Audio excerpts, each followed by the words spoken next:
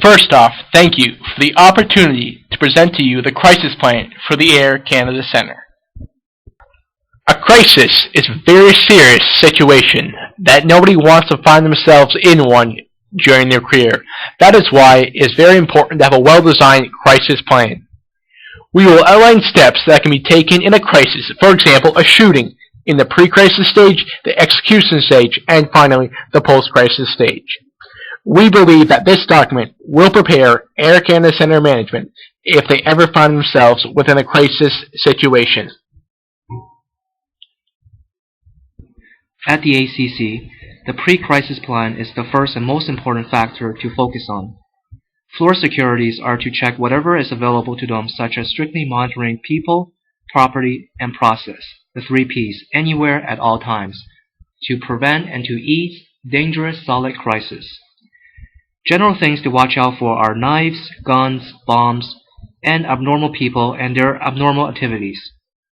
These threats can cause a major problem to the downfall of Air Canada Centre. The company's visions and values are to protect fans and their employees at anywhere, at any time, to make sure they are safe. At the ACC, certain items are brought into the building. Therefore, certain security procedures must follow, such as a low entrance search at each entrance.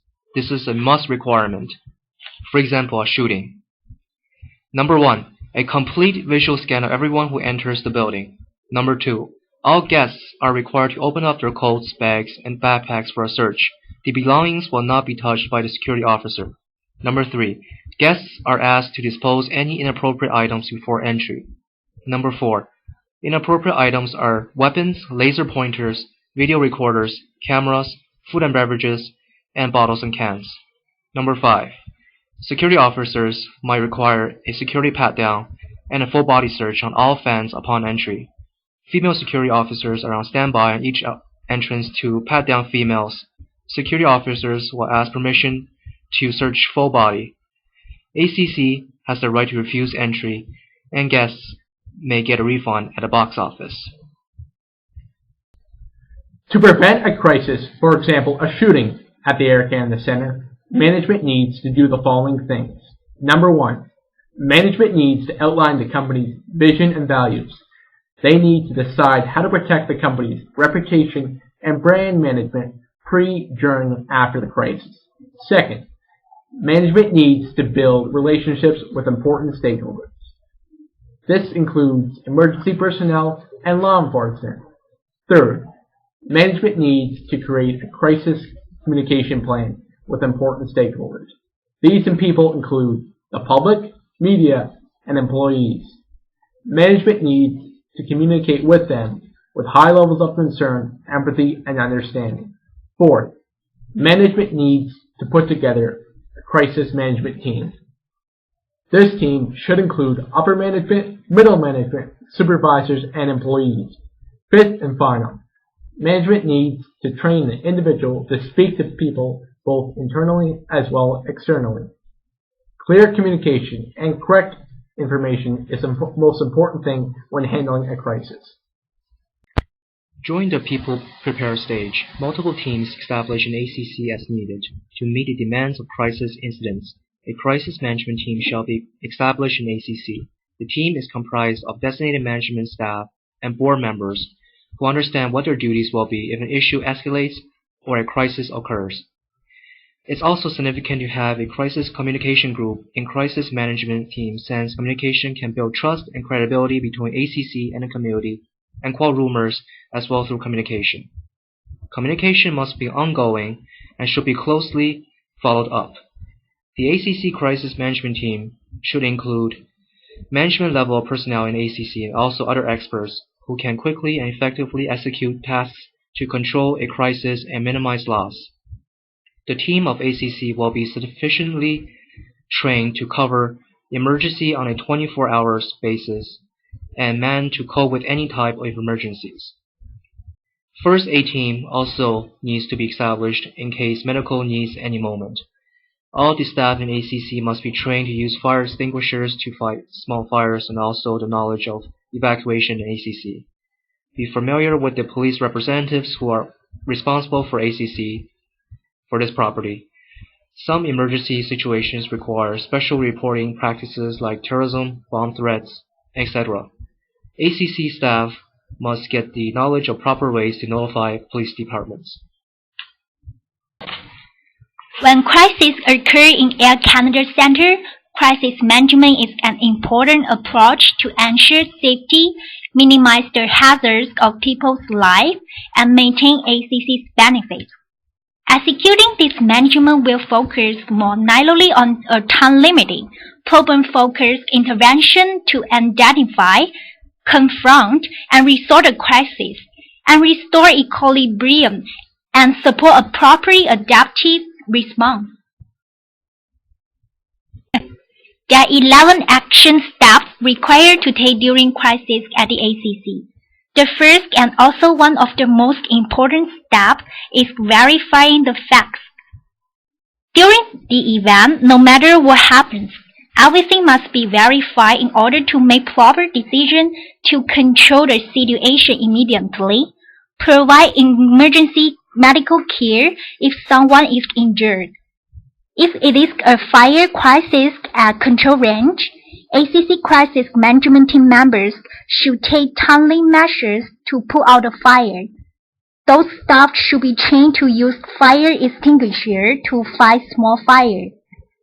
If a criminal activity, call 911 to notify rescue first, contact the crisis management staff second. ACC staff should assist customers to implement evacuation in an orderly manner to the outside if warranted. Both customers and staff must be protected from harm. Crisis management team should convene immediately and decide the first course of action. If warranted, shut down ACC, designate a gatekeeper to control access to ACC. Do not allow anyone except authorized personnel to go into the building during crisis stage. Provide assistance to individuals with mobility, sensory, and cognitive disabilities as needed. Communication is one of the most important parts of the plan. It must be ongoing and should be closely followed up.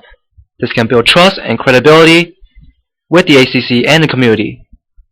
Number 1. Prepare a statement to the events that are unfolding and collect facts for the media and individuals who answer the telephones as well. Number 2. Designate a society spokesperson to provide a unified and consistent message. Number 3. Prepare possible tough questions that media and public might ask. Some clear, concise messages need to be developed for meeting ACC stakeholders and the media. Number 4.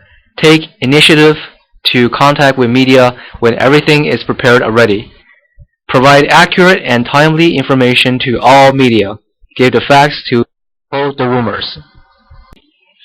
This is the post-crisis plan for the ACC. For example, after a shooting crisis inside the arena, this plan consists of 2 parts: the communication process and the recovery process. A post-crisis communication process is aimed to help organizations give correct and sufficient information to the public. In order to reach this goal, ACC should immediately have a press conference after a crisis, because the first 48 hours is crucial for any company to stop spreading rumor and sharing incorrect news. In general, there are 2 ways for organizations to deliver their crisis response: print media, like newspapers, magazines, and journals, and video presentation, like on TV. According to the Pew Research Center for People and the Press in the US, most people choose TV as their primary source to receive news. The research also found that more than half of Americans receive news from television, while only less than 1/3 of Americans read print media. Therefore, presenting a post-crisis response on TV is a better choice for the ACC. By speaking of the post-crisis response, 3 different types of response and 2 response strategies are usually employed by organizations. There are negative impression response, like denial and excuse; neutral impression response, like no comment; positive impression response like apology and correction. The two strategies are compensation strategy and sympathy strategy. The best collaboration to make a post-crisis response is to give a positive impression and sympathy strategy. Hence, ACC could quickly regain customers' trust, rebuild company reputation, and rebound market share. The first step in recovery process is to regain market share and customers. The ACC's crisis management team should work with the sales and marketing department to win back customers' confidence and company reputation during the recovery process. This step is crucial for any company because customers could have been lost due to any crisis. In terms of returning to normalcy, the crisis management team needs to restore customers' trust. This includes company outreach, advertising, and public images as well as media images. Since ACC is an indoor arena, the best way for ACC to rebuild and rebound marketing share is to host fascinating events, such as huge sport games, music concerts, and other attractive events. For the sake of preventing the recurrence of the same or similar crisis and minimizing both of financial and reputation damages, a post-crisis learning system is recommended to ACC. By means of establishing an organizational learning system, ACC's crisis management team can review crises and outline errors and missteps were made throughout the pre-crisis plan and execution. We believe that this presentation will help ACC management ease the pressure if they ever find themselves within a crisis. The most important thing about crisis management is a solid plan. We believe that we have delivered this for the Air Canada Centre. Thank you again for the opportunity to present this crisis plan to you.